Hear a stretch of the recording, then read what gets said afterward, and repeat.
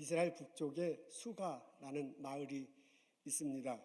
우물가에서 예수님과 여인이 대화를 나눕니다. 내가 주는 물을 마시는 자는 영원히 목마르지 않으리라. 여자가 솔깃해서 대답합니다. 주여, 이런 물을 내게도 주옵소서. 내 남편을 데리고 오라. 여자가 대답해요. 남편이 없습니다. 맞다. 지금 너가 6번째 남자와 살고 있는데 그 사람 모두가 너의 남편이 아니다. 이때 여인이 많이 놀란 듯합니다. 여인이 질문을 던집니다. 자기네 동네 사람들은 조상 때부터 이곳에서 그리심산에서 예배를 드리는데 남쪽 사람들은 예루살렘에서 예배를 드려야 한다니 어떻게 하면 좋겠습니까? 라고 질문합니다. 예수님이 대답하세요. 그리심산도 아니고 남쪽도 아니고 신령과 진정으로 예배를 드리는 것이 중요하다. 그러면서 당신이 그리스도이심을 여인에게 밝힙니다. 이 과정 속에서 여인에게 깨달음이 온 듯합니다. 여자의 태도가 바뀝니다. 그 사람이 벌떡 일어나 동네를 찾아가서 사람들에게 말해요. 나에 관한 모든 것들을 말하는 사람을 만났다. 이 사람이 그리스도가 아니겠는가? 동네 사람들이 깜짝 놀랍니다. 평상시에는 서로 왕래 없고 말도 안 하던 사람이 갑자기 나타나서 그리스도가 왔다고 얘기하니까 동네 사람들도 놀라서 예수님에게 옵니다. 대화를 나눕니다. 그리고는 고백을 해요. 이제 우리가 믿는 것을 너에게 말하였는데 저분이야말로 세상의 구주시다 라고 선포합니다. 오늘의 사건을 읽느라면 흥미있는 점을 발견합니다. 예수님에 대한 호칭이 점점 바뀌고 있습니다. 처음 그 우물가의 여인이 예수님을 뭐라고 했냐면 유대인이다 라고 그렇게 불렀습니다. 그러다 나중에는 주, sir, 주님이시다 그렇게 말하더니요. 좀 지나고서는 당신은 선지자입니다 이렇게 표현하고 나중에는 그리스도다. 마을 사람들 만났을 때 그리스도를 만났다 라고 말하고 있습니다. 예수님에 대한 호칭이 점점 시간이 지나면서 바뀝니다. 나중에 마을 사람들이 예수님을 만나고 예수님과 대화를 하고 난 다음에 여인에게 뭐라고 얘기하면 그가 참으로 세상의 구주다 라고 표현하고 있습니다. 예수님에 대한 호칭이 사건이 전개됨에 따라서요. 예수님에 대한 호칭이 변하고 있습니다.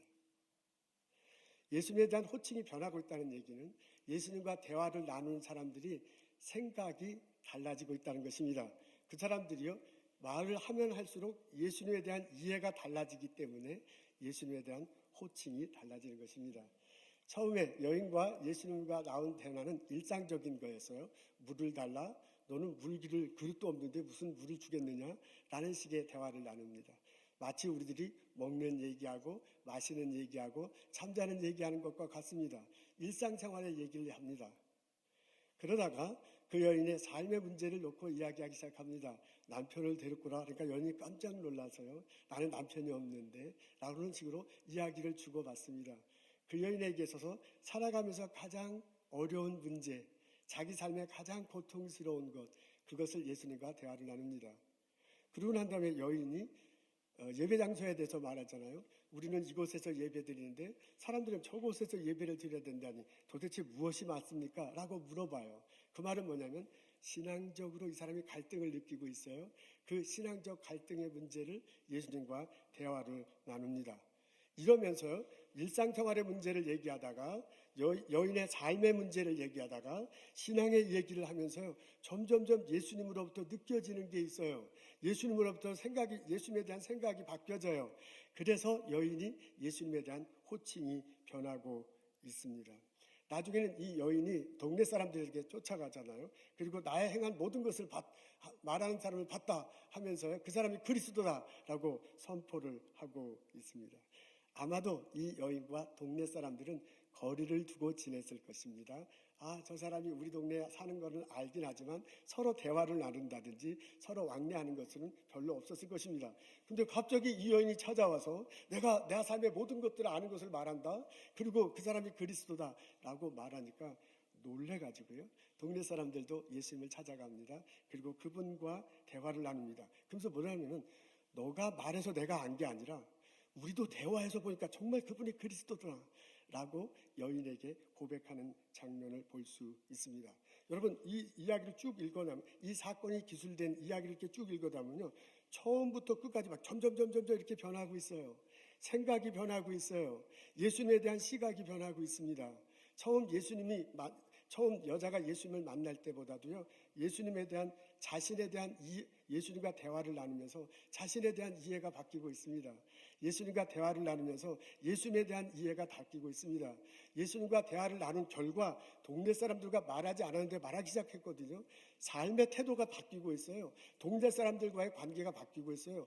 동네 사람도 이 여인과 별로 거래를 안 하고 이렇게 왕래를 안 하고 있다가 이 여인과 말을 하게 되고요. 이 여인과 함께 같은 신앙 고백을 하게 되고 있습니다.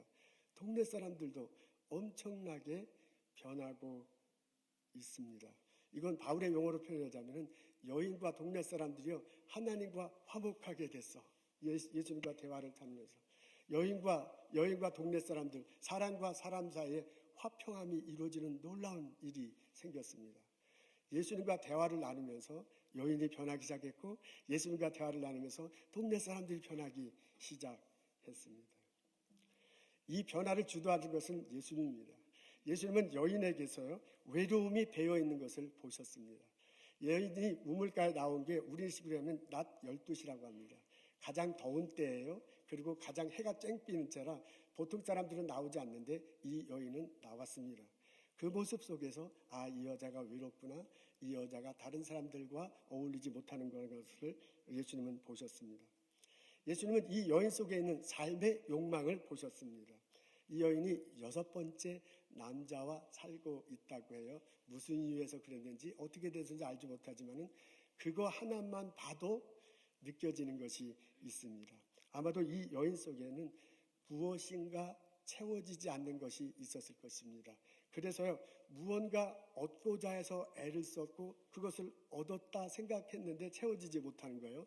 이게 내가 갖고 싶은 거야. 그래서 내가 그것을 딱 가졌다고 생각했는데 손바닥에 갖고 있는 것을 보는데 여전히 채워지지 않는 어떤 갈증 같은 것들이 욕망으로 있었을 것입니다. 예수님이 그것을 보았습니다. 예수님은 이 여인 속에 있는 죄책감을 보셨습니다. 이 여인이 예수님한테 뭐라 하냐면, 우리는 이 동네에 있는 그리심산에서 예배를 드리는데 남쪽 사람들은 자꾸 남쪽에서 예배를 드려야 된다는데 이게 도대체 무엇입니까? 라고 물어봐요. 그러면 신앙적으로 갈등하는 것이라고 이렇게 느낄 수 있는데요. 이런 신앙적 갈등 밑바탕에는 남자와 계속 살아갈 수밖에 없는 그런 속에서 오는 죄책감, 이런 것들이 여인 속에는 있었을 것입니다.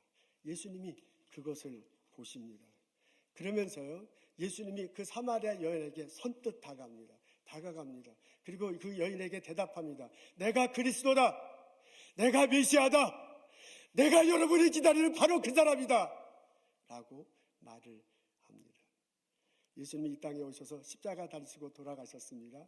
3일 만에 부활하셨습니다. 천국으로 가셨습니다.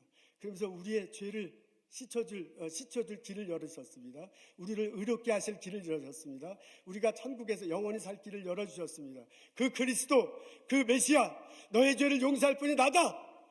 라고 예수님이 여인에게 말합니다. 예수님이 이 땅에 오신 것은 사랑하기 때문입니다. 사랑하셔서 하나님이 독생자 예수를 우리에게 주셨고요. 그 사랑을 품고서 예수님이 이 땅에 오셨습니다. 여인에게 사랑을 품어줄 사람은 바로 예수님이십니다. 그 예수님이 사마리아 여인도 또한 사랑한다라고 그렇게 말해 주실 것입니다. 그래서 그 여인의 외로움, 고독함, 그랬던 것을 사랑으로 채워주실 분입니다. 예수님은 내가 그리스도다라고 이렇게 말함을 통해서요, 은혜를 베풀어 주실 것을 선포하십니다. 예수님은 은혜 베풀어 주시길 원하십니다. 우리들 삶 속에 오셔서 삶의 문제를 해결해 주고 은혜를 내려주시길 원하세요. 그래서 예수님이 그걸 밝히시면서 내가 그리스도임을 밝히시면서 내가 너에게 은혜 줄 사람이라고 여인에게 말을 해줬을 것입니다. 여인의 부족한 것을 채우고 여인을 풍족하게 해줄 사람이 바로 나다, 그리스도인 나다 라고 여인에게 말합니다. 사마리아 여인은 예수님과 대화를 나누면서요, 그 말을 들었을 것이고요. 사마리아 여인은 예수님과 대화를 나누면서 무언가를 느끼면서 마음의 변화를 느꼈을 것입니다. 여러분, 우리들이 대화를 나눌 때 한 사람 만나서 보면 같은 말을 해도 그 사람이 쳐다보는 눈빛이 있잖아요. 그리고 그 사람이 하는 말투가 있잖아요. 그리고 말할 때 행동거지 하는 거면서 느껴지는 게 있어. 아, 이 사람이 나에게 진심으로 하는 소리구나. 아, 저 사람이 나를 그냥 지나가는 말로 하는구나. 하면서 우리는 이렇게 느껴지잖아요. 그걸 동물들도 느끼는가 봐요. 그래서 이제 동물들도 자기를 사랑해 주는 사람하고 사랑해 주지 않는 걸 이렇게 느낀단 말이에요. 이게 우리는 다 그런 느낌 같은 게 있어요. 그러니까 예수님이 내가 그리스도다. 내가 너의 죄를 용서할 수 있다. 내가 너에게 사랑을 베풀어 준다. 내가 너에게 은혜를 베풀어 준다. 라고 말을 할 뿐만 아니라 그 눈빛으로, 행동으로, 몸짓으로 여인에게 무언가를 자꾸 이렇게 전해 주었을 것입니다. 그래서 마음속에 느껴지는 게 있어요. 생각이 바뀌어. 여인이 이분이 정말 그리스도인가 생각하고 그렇게 생각의 변화를 이 사람이 느꼈을 것입니다.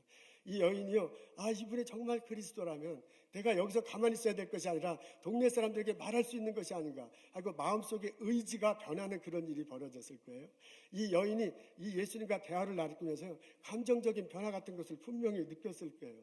예수님과 대화를 하면서 무언가 씻겨가는 느낌이 있어. 예수님과 대화를 할 때 무언가 이렇게 채워지는 느낌이 있어.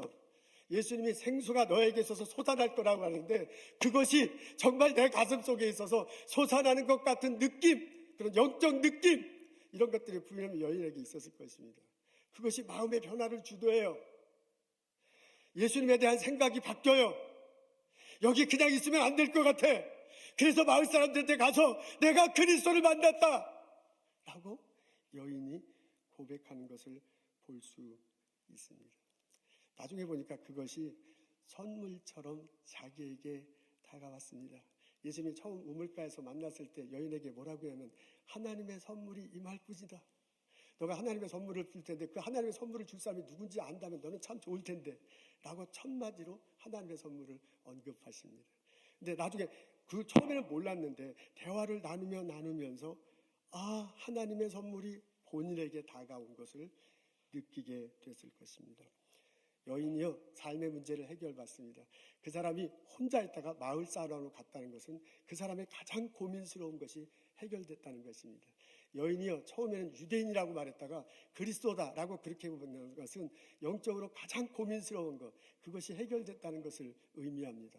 그래서 마을 사람들, 말도 안 하자는 마을 사람들에게 찾아가고요, 그리고 처음에 저 사람 유대인이라고 했다가 이 사람이 그리스도다라고 그렇게 말합니다. 자신의 삶의 문제가 해결된과 동시에 자신의 영적인 문제가 해결됐어요. 예수님과 대화를 나누는 사이에 자기도 모르게 하나님의 선물이 자신의 마음 속에, 자신의 영혼 속에, 자신의 삶 속에 내렸습니다. 풍성이 내린 하나님의 선물을 감사하면서 동네 사람들한테 가서 전해. 내가 살아온 모든 것들을 아는 분이 있다. 그분이 그리스도가 아니냐. 이 은혜가, 이 풍성한 하나님의 선물이 우리들 모두에게 있기를 주님의 이름으로 축원합니다. 우리는 살아가면서 여러 가지 삶의 문제를 겪을 수 있습니다. 우리는 그 삶의 문제를 가지고 하나님께 나아가고요, 하나님께 대화하고요, 하나님부터 해결받아. 그러면서 내 신앙이 깊어지는 은혜를 체험할 수 있습니다. 내가 기대하지 않는 놀라운 선물이, 하나님의 선물이 서프라이즈 내게 다가올 수 있습니다.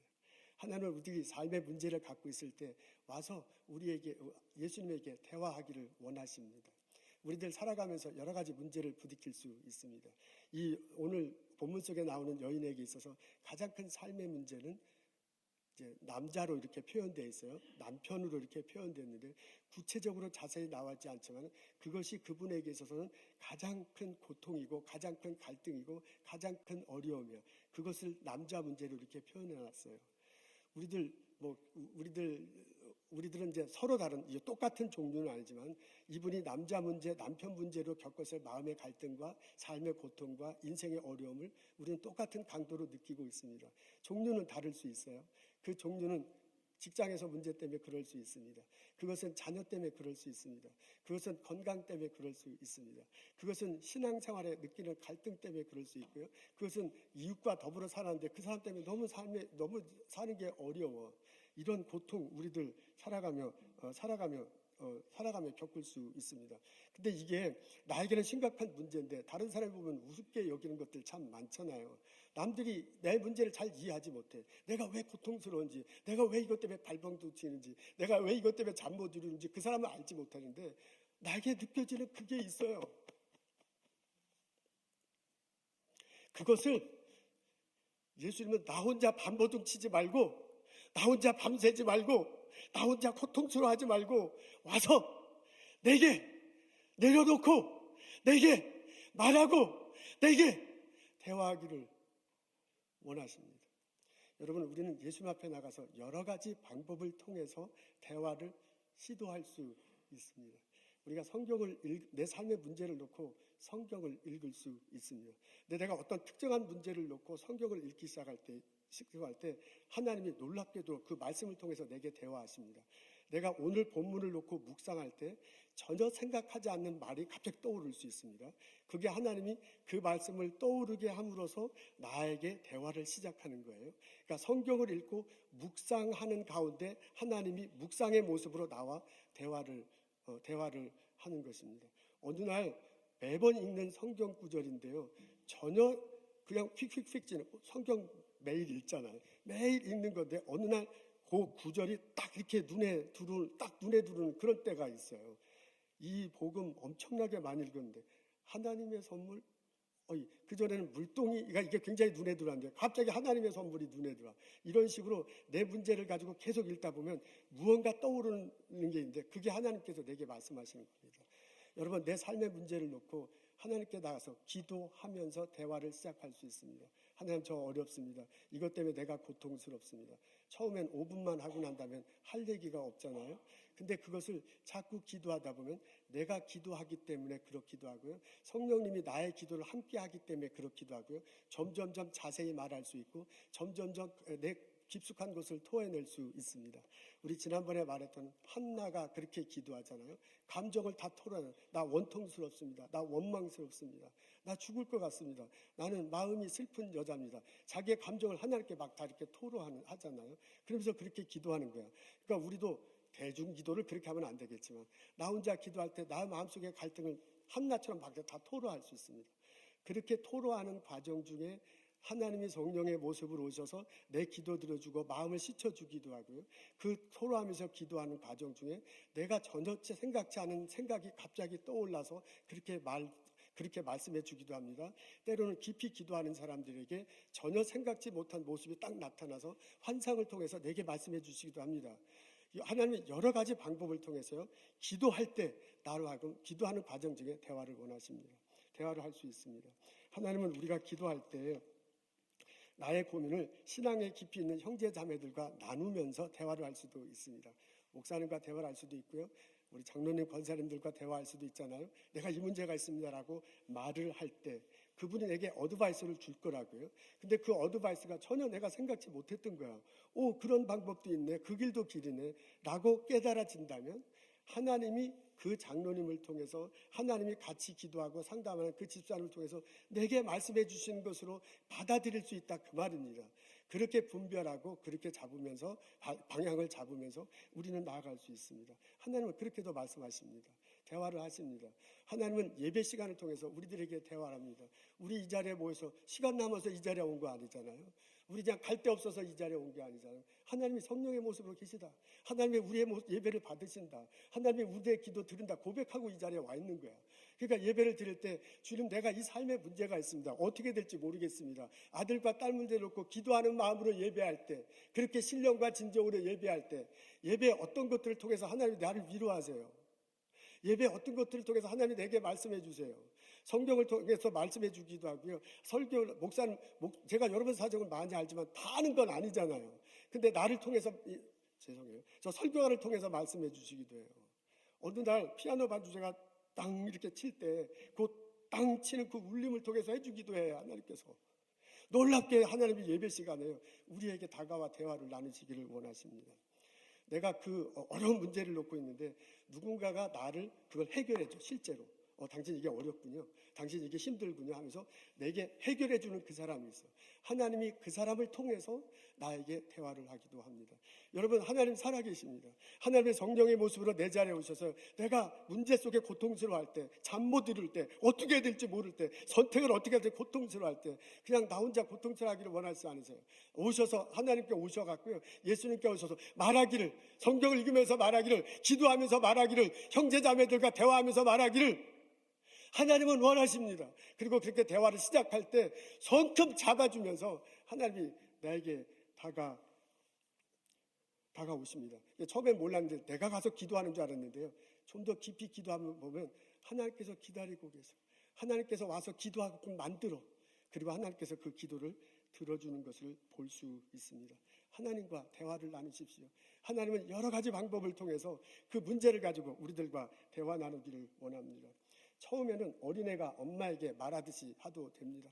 엄마, 처음 낳은 애가 말하기 전에 엄마 얼마나 좋아, 얼마나 사랑스러워, 그 엄마 때문에 내가 살아가는데, 그래서 뭔가를 말하고 싶은데 잘 말 못하잖아요. 얘가 엄마, 오빠 이제 그 얘기밖에 안 해.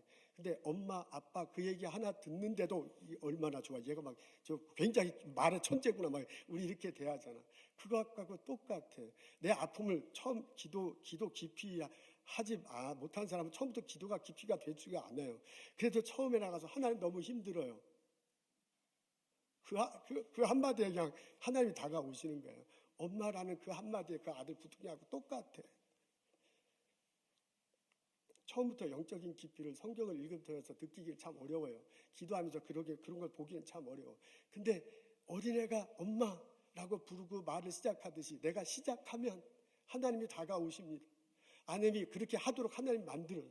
선제적 은총이라고 하나님 만들어주시고요. 그리고 나를 기도하게 하고 대화 나누게 하십니다. 여러분, 하나님과 대화를 나누는 나와 여러분 되시기를 원합니다. 이 대화의 시작과 끝은 오늘 성경에처럼 금방 결과가 금방 나타날 수도 있어요. 오늘은 뭐 한 5분 만에 읽어버릴 수 있잖아요. 이렇게 대화가 금방 될 수도 있지만 그러면 참 좋잖아요. 근데 그렇지 못한 경우도 참 많죠. 어떤 때는 몇 주에 걸쳐서 응답이 될 수도 있습니다.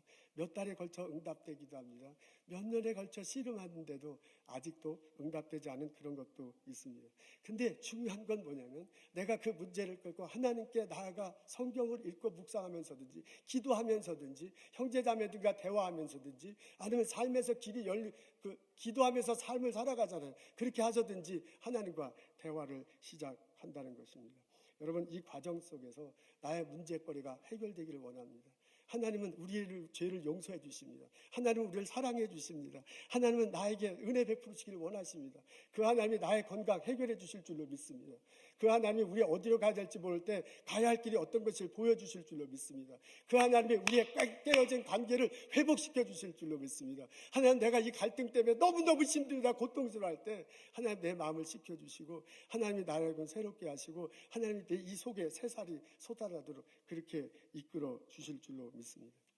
근데 이렇게 문제가 생겼다가 해결되는 과정인데요, 이 과정 속에 문제가 해결되는 그 기쁨도 있지만은 이 과정을 지나면서 자신의 신앙이 깊어지는 것을 느낍니다. 마치 이 여인이 남편 문제를 가지고 나중에 얘기하면서 이제 막 깨닫는데, 처음에는 예수를 유대인이라고 했다가 주여라 했다가 선지자라 했다가 그리스도구나 이렇게 말했듯이요, 대화를 나누면서 신앙생활이 깊어지면서 아, 이분이 진짜 살아계신 분이구나, 아, 이분이 정말 그리스도구나, 이분이 이 세상을 이끌어갈 구세주구나 라고 고백하게 돼요. 그것이 선물처럼 다가와요.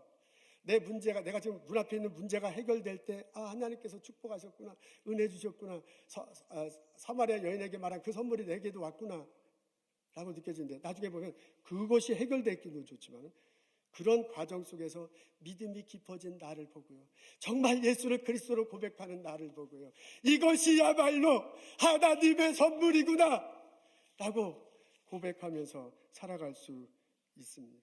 여러분, 어린애한테 선물을 주면은 너무너무 좋아하잖아요. 이거 표현이 서투른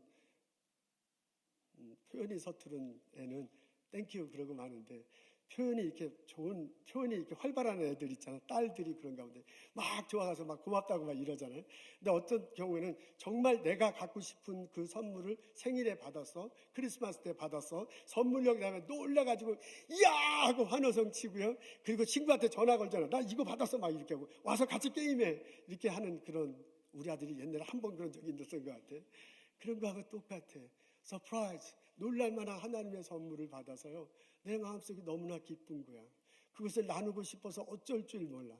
나의 형제들과 나의 이웃들과 나누며 살아갈 수 있습니다. 내 삶에 문제가 있을 때 혼자 밤을 지새우며 울지 마십시오. 예수님께 나아가 그 문제를 터놓고 이야기하십시오. 예수님, 사랑의 예수님, 은혜의 하나님 예수님이 나의 기도 들어주시고 나에게 대화를 하실 것입니다. 그 과정에 문제가 해결되고요. 그 과정에 나도 모르게 믿음이 깊어지는 것을 발견할 수 있을 것입니다. 그 하나님의 선물이 우리 모두에게 있기를 주님의 이름으로 축원합니다.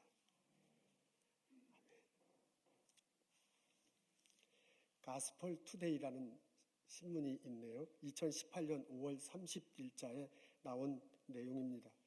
최려나 자매 이야기가 있습니다. 최레나가 아니고요. 최려나예요. 이분 이야기가 소개되고 있습니다. 중국의 길림성이라고 이렇게 북한 위쪽에 있는 지역인가 봅니다. 길림성 용정시에 살고 있던 조선적 4세에 관한 이야기입니다. 이분이 초등학교 4학년 때 집에 불이 났대요. 아마 거기는 학교하고 집하고 이렇게 좀 떨어져 있는 건데 학교 근처에 살다가 이제 집에 왔는데 엄마가 밥을 해요. 그래서 부엌에 들어갔는데 그 순간에 그 부엌에서 가스가 폭발을 했습니다. 그래서 이제 빨리 병원에 갔는데 엄마는 이제 3일 만에 돌아가시고요. 이 자매는 초등학교 4학년인데 온몸이 95%가 탔대요. 그러니까 5%만 남고 95%가 이제 화상을 입은 거예요. 그렇게 해서 살아났습니다. 사람들이 이제 다 죽는다고 했는데 기적같이 살아났어요. 근데 살기는 살았는데 이게 온몸에 95%가 탔으면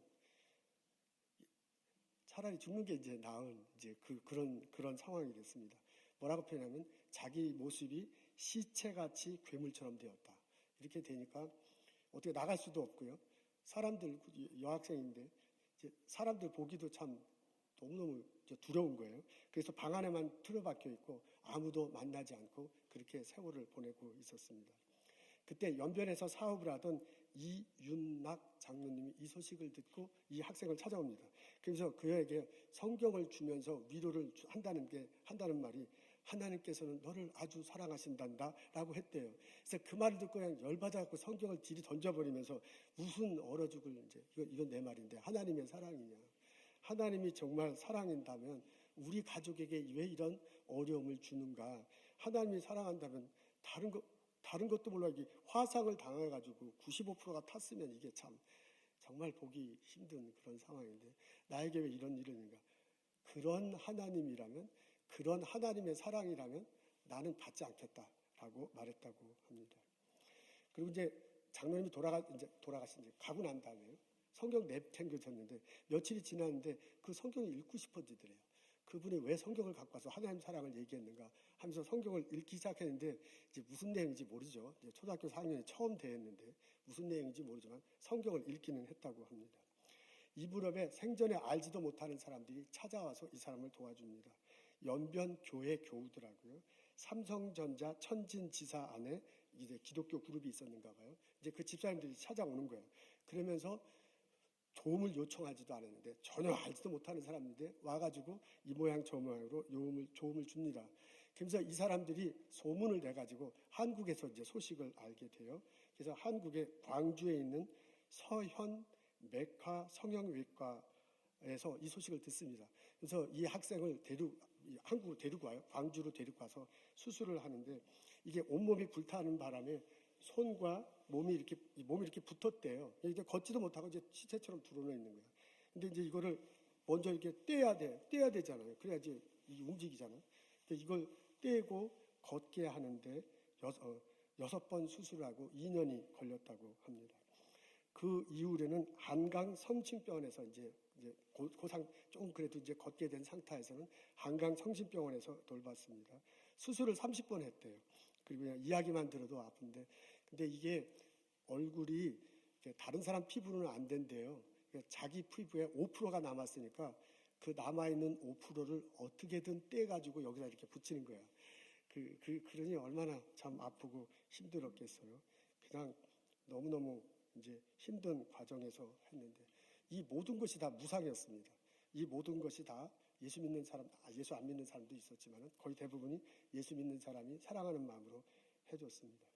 그렇게 하면서 이제 세월이 흘렀는데, 어느 날 병상, 이제 수술하고 난 다음에 병상에 누워 있는데 교회 청년들이 찾아왔어요.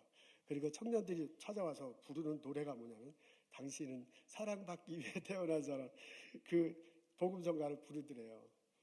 근데 그때 처음에 그 이윤락 장로님이 하나님 당신을 사랑한다는 말이 생각났어. 그리고 그 사이에 지금 몇 년이 흐르면서 많은 사람들이 자에게 무료로 다 이게 해줬거든요. 그리고 예수님 사랑한다라고 말하는 것들 계속 들어왔는데, 당신은 사랑받기 위해 태어난 사람들 노래를 듣는 순간 이게 빵 터진 거야. 그래서 하나님이 정말 살아계시구나. 하나님이 내가 알지 못한 이런 여러 사람들을 통해서 나를 도와주시는구나. 그것이 내게 사랑의 손길이구나 라는 것을 알게 됐다고 합니다. 그러면서요, 하나님은 내가 알기 전부터 나를 알고 계셨고 나를 치유해 주셨고 내게 돌아오기를 원하시고 계시는구나 라고 고백하고 있습니다. 수술 받고 났는데, 이제 수술을 받고 나서 어느 정도 걸어 다니고 이제 말도 하고 이러는데요. 이제 여러분에게 보여드릴까 했는데 이게 너무, 그래서 가서 찾아보세요. 인터넷 가보면. 그래도 이제 근데 얼굴이 이제 많이 나타나기는 좀 어려워요. 그래서 이제 모자를 쓰고서도 사람들 만나지 못하고 이제 있었는가 봐요. 그때 이지선 자매라는 분이 연락을 취합니다. 이지선 자매는 이화여자대학교 다니다가 교통사고 났어요. 그리고 이제 이 얼굴이 다 이제 많이 망가졌죠. 그리고 이제 수술 받았는데, 이 보스턴에 살았습니다. 보스턴 대학교에 다녔고, 이 보스턴 대학교 다닐 때는 온누리 교회 다녔습니다. 여러분 아마 만나신 분들 있을 거예요. 이분이 이제 이 보스턴에 있을 때 연락을 하면서 자기도 그 교통사고 나고 그 차가 불났어요. 이제 그 바람에 그 사람도 이제 화상을 입은 건데, 나도 그렇다. 나도 이 모습 가지고 하나님 사랑을 느낀다. 그리고 사람들 앞에 나선다. 그래서 당당하게 사람들 앞에 나서라라고 이렇게 격려해주고 이제 이메일하고 그 멘토링 해주고 하는 가운데, 그래서 이제 이분을 통해서 많이 이제 힘을 얻습니다.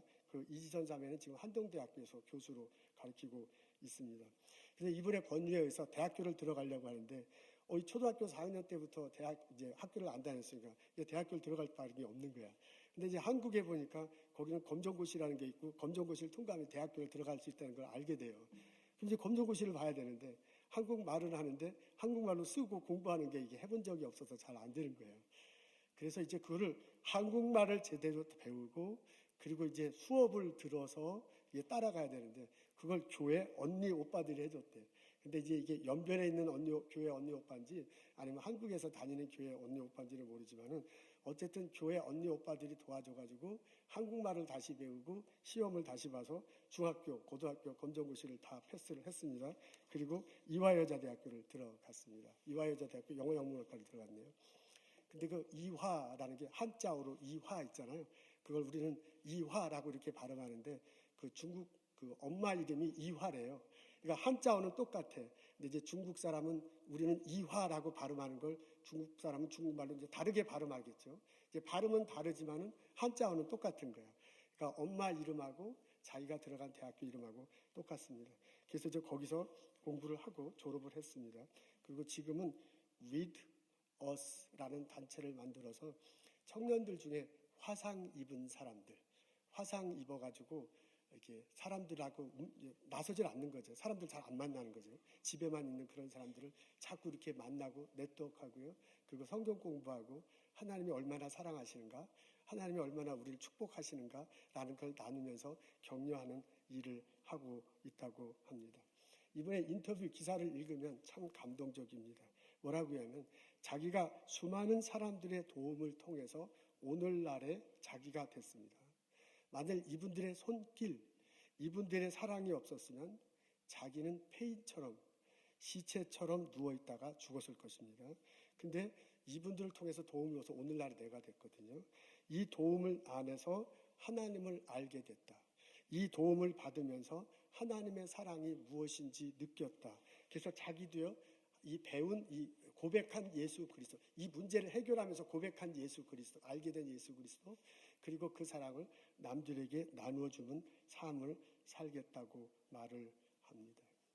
하나님이 여러 사람들의 모습으로 그녀에게 다가가 말을 걸었습니다. 하나님이 여러 손길로 그녀에게 다가가 도움을 주었습니다. 하나님이 여러 가지 위로의 말로 그녀의 마음속에 다가가 다독여주고 일으켜 세워주었습니다. 이게 화상당한 것, 그래서 시체처럼 누워있다가 그 모습 그대로 사람들에게 드러나면서 살아갈 수 있도록 이 문제가 이렇게 해결되는 거거든요. 근데 이 문제가 해결되는 과정 속에 하나님이 계시는구나, 그분의 사랑이 이게 무엇이구나, 그분의 은혜가 얼마나 엄청난구나, 그것을 경험하고 고백하게 됐어요. 화상이 어느 정도 치유된 것도 하나님의 선물이야. 감사해. 근데 지나고 나고 보니 더 큰 하나님의 선물이 있어서 내가 너의 그리스도다. 내가 내 죄를 용서한다.